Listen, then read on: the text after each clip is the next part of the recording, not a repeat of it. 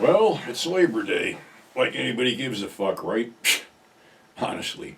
Labor Day, another 3-day weekend with nothing to do, actually. Um, but I did do some shit.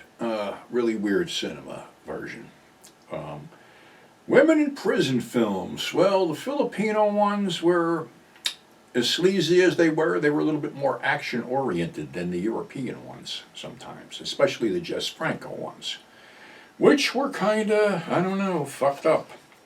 But they were perennial, like 1976 Barbwire dolls with who's Lena Romay. That's who his girl was. Basically, he starts off with Jess is playing the father, which is raping her, and she gets away and winds up in prison. Of course, they wind up in prison with the warden, Monica Swin, and the doctor, Paul Muller. And this one was a repeat engagement film on 42nd Street. It kept being brought back because it was that fucked up. You really got to look at this shit, because all of Franco's women in prison films were just disgustingly sleazy and sometimes hard to watch and sometimes had very unattractive performers. But anyway, there's one scene that really stands out, a couple scenes that really stand out, where Lena Romay is strapped over a bed frame of nothing but springs and is zapped with electricity, and there are pans underneath her to catch her bodily fluids. So you don't get more sleazier than that. Then I believe there's another scene of a chick smoking a cigarette with her pussy, which is always a treat. I don't know whether you can actually inhale through your twat, but I don't have a twat, so I don't know. And of course, there's the, they're going to escape, and then they are gunned down at the end by, the corrupt politician, the chief of police, and the warden in general.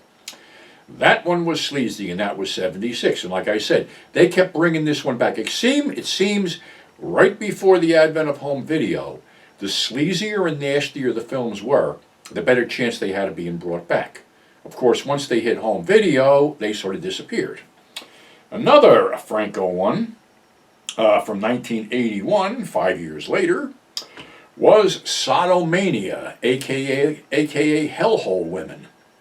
And you got a problem with a film when the most attractive woman in the film is a transgendered actress by the name of Ajita Wilson, who was actually a performer in New York in the 70s who transitioned and got a bunch of roles in soft and hardcore porn and shit like this. Well, she's the warden in this one, Magna or something like that. And then it's like this couple and the girl, I can't even pronounce this woman's name, Ursula Buchenfellner, as Tara, is somehow they're trespassing, her and her husband, and the husband gets sent away, but she gets put in prison and has to service the warden and all this other weird shit. Well, basically the whole prison is basically a white slave racket, and it just gets worse and worse, and Ursula has that really fragile look about her where she's completely abused and you really feel fucking sorry for her because she knows she's not going to survive this movie. And I think the low point in this whole movie was a cameo of Jess Franco being butt-fucked by a hugely obese black dude. I ain't shitting you. That was like one that just popped up and I'm like, holy fuck. So this bounced around probably more as Hellhole Women. I don't know if it hung around that long because, like I said, once you hit, the mid-'80s, video was sort of taking it over, and stuff that you were used to seeing being brought back to 42nd Street was not being brought back because it was going to home video. So, that's the story with that. I mean, Franco made a bunch of these women in prison films. So did Bruno Mattei, but I think Mattei's actually were better because he had, Laurie Gemser in most of them. So, and I think we've already gone over that. If we haven't, I'll gladly go back and watch Women's Prison Massacre and that other stuff again because I love Laurie Gemser. And I'm just going to put this out there because we're hitting that time of the year around September 11th. And I guess this is 25 years and there's some hoopla going on about shit. And just as a warning, I will be cutting a video for September 11th. And it won't be easy to watch because I'm fucking really fed up with certain shit that goes on with us and people that try to fucking kill us. And why these people that try to fucking kill us seem to get rewarded. But anyway, that's down the road.